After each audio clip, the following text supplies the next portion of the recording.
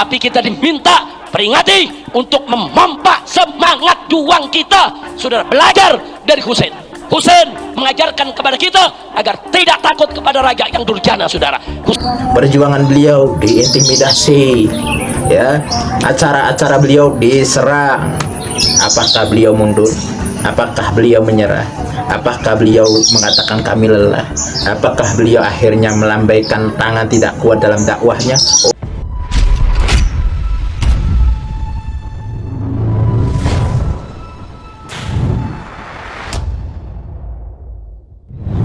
Assalamualaikum warahmatullahi wabarakatuh. Alhamdulillahirrabbilalamin. Sebetulnya ada suatu hal yang ingin saya bahas, yaitu perkara terkait tentang akidah, ya. Di zaman sekarang kan banyak suatu hal yang menjadi problem oleh manusia terkait tentang akidah, karena banyak simpang siur, ini aliran A, ini aliran B, ini aliran C, dan lain sebagainya. Akhirnya mengadu domba antar suku, udah gitu antar akidah dan lain sebagainya. Sebenarnya perbedaannya harus kita saling hormati satu sama lain. Ketika Habib Rizik berbicara tentang pelajaran yang kita ambil dari hari Asyura, kebetulan di bulan Muharram sebelum Asyura, ya, artinya terkait tentang Karbala. Nah, pelajaran yang harus kita ambil dari peristiwa Karbala, apa yang diterangkan oleh beliau, kita simak, kita ambil manfaatnya, kita simak. Untuk memperingati peristiwa Asyura, khususnya peristiwa Karbala, bukan dengan ratapan, bukan dengan air mata, bukan dengan bersedih-sedihan, bukan dengan cengeng-cengengan, tapi kita diminta peringati untuk memompa semangat juang kita. Saudara, belajar dari Husain. Husain mengajarkan kepada kita agar tidak takut kepada raja yang durjana, saudara.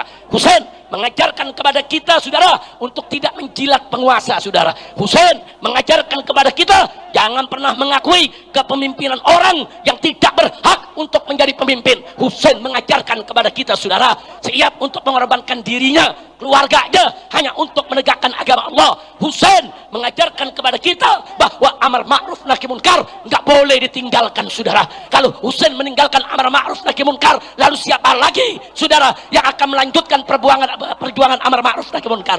Husain menjaga dakwah datuknya Rasulullah Sallallahu Alaihi Wasallam. Kita tahu sendiri, ya, apa yang disampaikan oleh beliau. Kita mengenang bahwa Sayyidina Husain itu dipenggal di Karbala, dan kita mengerti bagaimana perjuangan Sayyidina Husain. Yang hak dikatakan hak, yang batil dikatakan batil, di hadapan siapapun, termasuk di hadapan seorang pemimpin sekalipun. Ya, kalau urusannya sudah kematian memang ngeri-ngeri sedap, ya. Tapi mudah-mudahan apa yang disampaikan oleh beliau bisa bermanfaat. Kita lanjut lagi. Tatkala umat sedang ketakutan, tatkala umat lagi tiarap, tatkala umat, saudara, sedang diteror, intimidasi oleh penguasa yang zalim, Husain tetap berdiri tegak melawan daripada pemimpin yang zalim dengan aneka ragam teror, intimidasi, sampai dibunuh sekalipun, saudara. Masya Allah, itulah keberanian daripada Sayyidina Husain, dan juga keberanian yang disampaikan oleh beliau Imam Besar Habib Muhammad Rizik bin Husain bin Syihab. Kita tahu bagaimana suaranya Habib Rizik sudah hampir mirip-mirip Sayyidina Husain. Ya, namanya juga cucunya, ya, namanya juga cicitnya.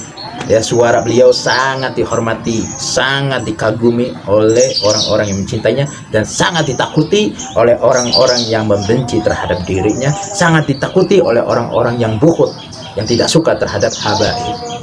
Ini suaranya beliau Imam Besar Habib Muhammad Rizik bin Husain bin Syihab. Kita udah tahu bagaimana perjuangan beliau Habib Rizik bin Husain bin Syihab.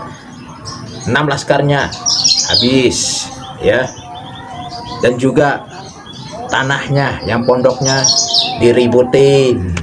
Perjuangan beliau diintimidasi, ya, acara-acara beliau diserang. Apakah beliau mundur? Apakah beliau menyerah? Apakah beliau mengatakan kami lelah?